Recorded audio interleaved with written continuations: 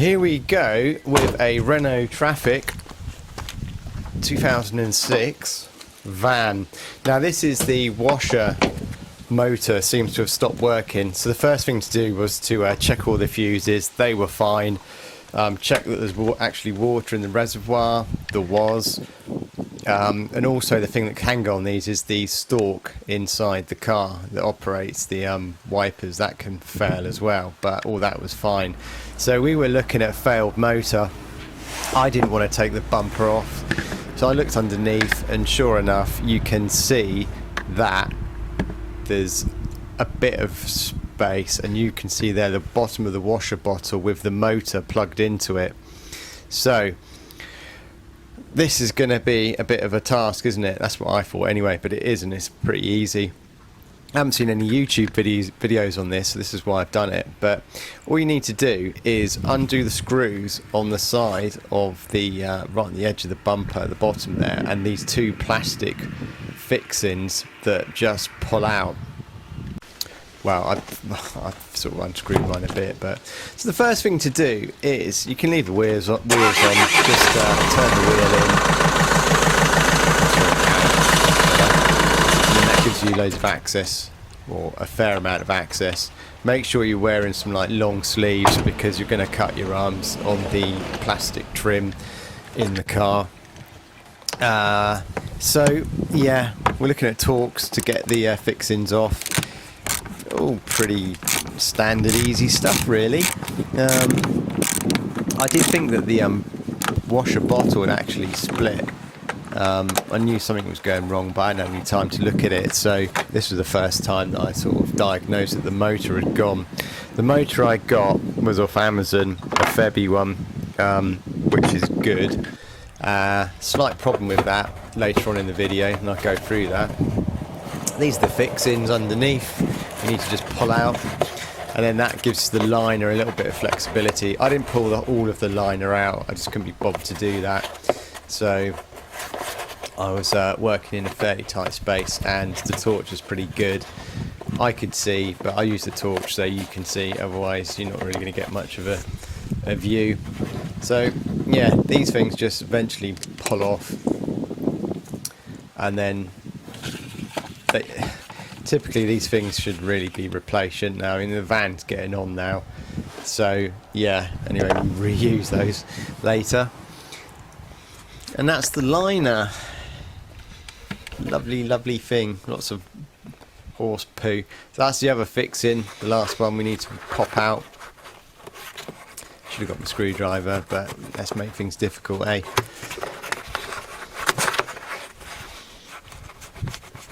So pulling at this thing,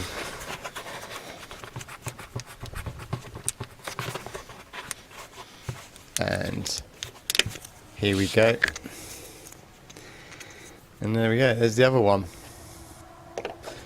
So at this point that should be it, he says. It in the front, it tucks in to the bumper, so you have to kind of like pull it away from the bumper a bit.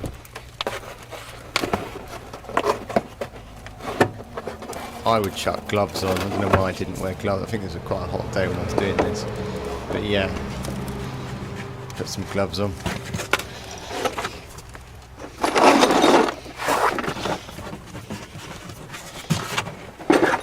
Pull the bumper a bit. I probably worked at the bottom of this actually with some sort of screwdriver, maybe. I don't know.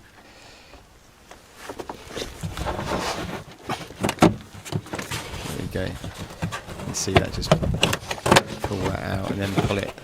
There we go. And this is the lovely working space we've got, which I did my best on the filming, but obviously it was very difficult. But you do get to see the pump in its position. Here I just pulled out the pipes. That's pretty self-explanatory. There's two, one at the back, one at the front. Just make sure you put them on the right way round. What I did when I put it all back together, I loosely put them on and then tested it, and then I fixed them properly. So this is me, just pulled the pipes out, thinking I'd start emptying it a bit, and you can see that it's sort of doing it, but we kind of like got a bit bored of that, and decided to have a go at pulling the pump out. Annoyingly, that electrical connection you can see there, you just spotted, that seems to dangle right where the water is. It's really irritating. Couldn't really put it anywhere. But yeah, there it is up there. I later went on to clean that with electrical contact cleaner. I left it overnight to dry off. But yeah, so fiddly job. Trying to let it drain, getting more bored. Decided to kind of like just pull the thing out in the end. I did worry about the seal that this thing goes into, thinking if that's split or it splits, putting the new one in, I might end up with a bigger job on my hands. But it seemed to be alright, so yeah, we just let that thing go a bit more. And then we had to kind of like do a bit more sort of boring testing stuff. I wanted to make sure that we were getting 12 volts at that connector, because if we're not, you have got a problem somewhere else with your wiring, or like I say, possibly a fuse. Doubtful a relay, possibly the stalk that controls the wipers and the wash. So I just had the probes in the connector, and then just went in the van and then just gave it a quick couple of squirts on the old stalk, and there we are. We're not getting we're getting 11 up to 11 volts, and as you see later on, I did do some testing with a 9-volt battery on the motors, just to kind of sort out another issue. Watch the video, it's worth watching. So here we go. We know that we are getting not 12 volts, but good enough down to the plug, so all is good in the hood.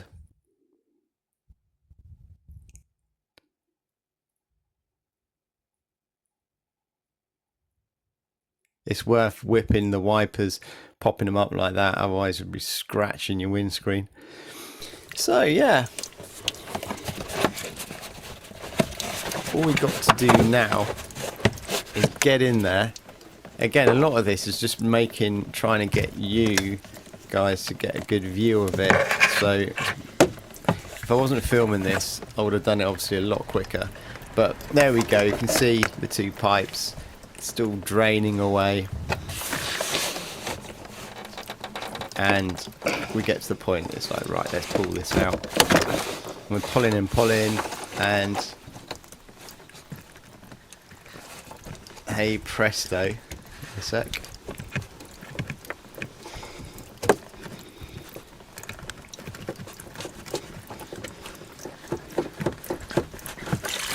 The waters break, and what have we got? It's a boy!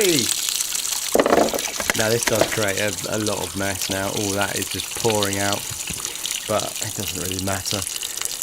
So there is the original washer motor pump.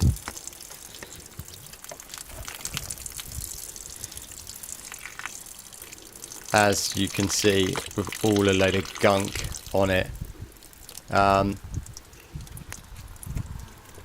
To be honest, at the age it is, it's done pretty well. It's just solid. It just doesn't work. And we do a test in a bit on this, just to work out what is going on.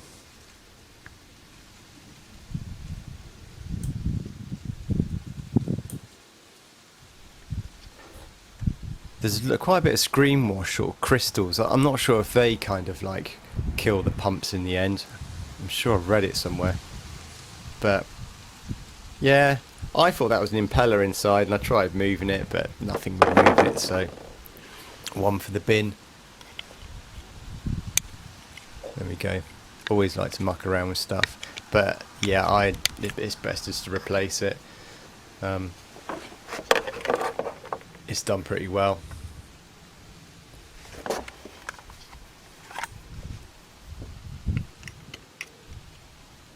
So what we got to do next is just pop in the new one. Now you'd think that that would be, what can go wrong with that? Well, yeah, things do go wrong. It's exactly the same fitments. It's the right connector. It's got, everything is correct for it. But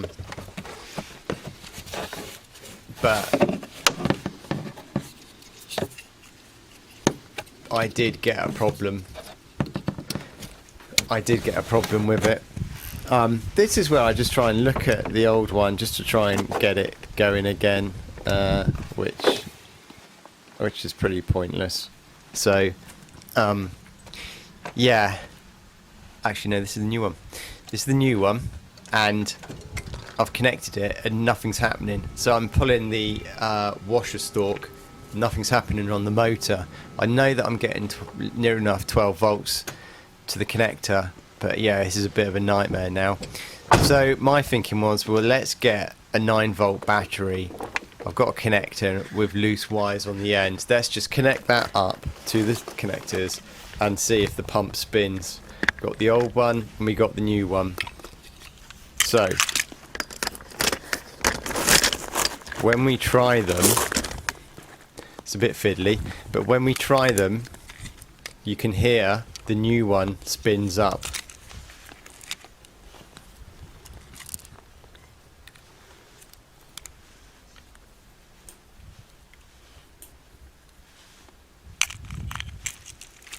So these little batteries are quite good for testing stuff. It doesn't have to be 12 volts. It's a little bit safer. You're not going to damage anything, getting the polarity wrong, for instance. So yeah, we pop the wires in and hey presto, zip zip, the thing spins. That's the new one. Which, okay, so we know that that's okay. The connector's alright. I've cleaned it with electrical contact cleaner. I put this into the old one. Sure enough, I just get little sparks. Nothing spins round, it's lock solid. Tiny little sparks coming off it. So what is going on? The only thing this can be is a possible. I started thinking it could be a possible dodgy earth somewhere, but my other thought was the connectors in here, this Vebby one. I ended up bending them. Never had to do this before, but I bent them slightly. You can see they're going upwards, and I redid my little test of wedging it in, and sure enough, the thing spun up. So, for whatever reason, whether or not it was my electrical probes that pushed the connectors out on the plug, maybe they did, but yeah, I had to bend the connectors on the pump to get them to make contact, and now it works.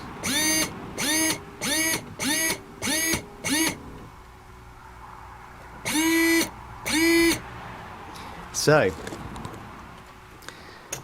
at least we can move on with this lovely little job.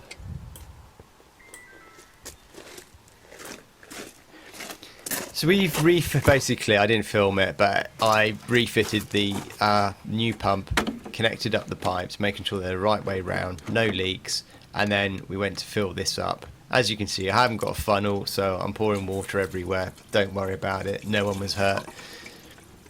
And then it was just a simple case of testing all of this again. So we needed to test the wipers at the front, the rear, which is what we did. Nice sunny day.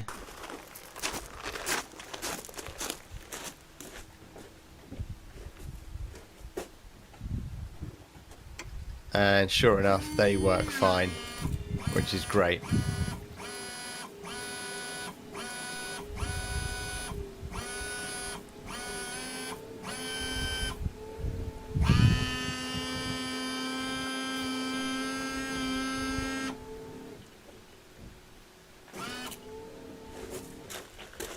So that leaves the rear that we need to do as well.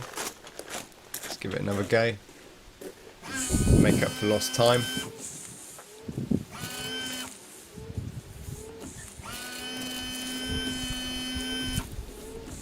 I think this is the first time I've ever had a vehicle where the washer pump has gone.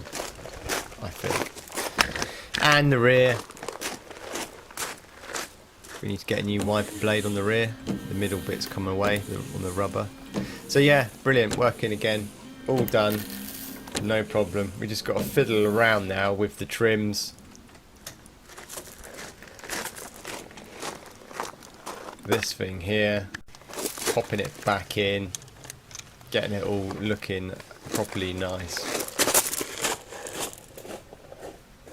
And pushing those fixings into place.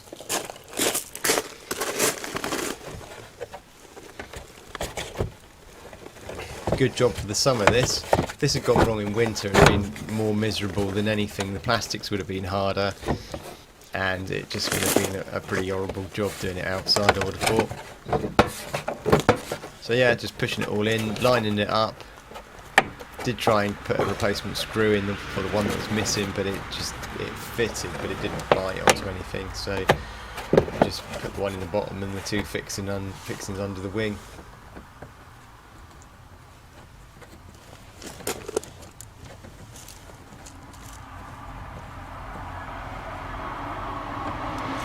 So fingers crossed you found this video useful, because like I say, I didn't find any other videos on this process on YouTube. Looking at Vivaro, Primestar, Trafic, like this. Just couldn't find a video on anyone that had done it, so it's a bit odd. Maybe I don't know, my search criteria is a bit off. But yeah, so this is my version of it. I can't imagine there is a faster way of doing it. Like I say, I'd taken the bumper off. I don't know, I could have taken the wheel off, taken more lining out underneath the wheel, but if you can get in there, it's quite a quick thing. I think if there had been like bolts securing the pump in, and it wasn't just like a push fit into the hole, it would have been a different matter. But yeah, it just pulled out, which is brilliant. So I hope you like this video. Don't forget to rate, subscribe. Check out my other videos on the van. There's quite a few now, being a Renault Trafic, but all in all, the van has been pretty reliable, touch wood.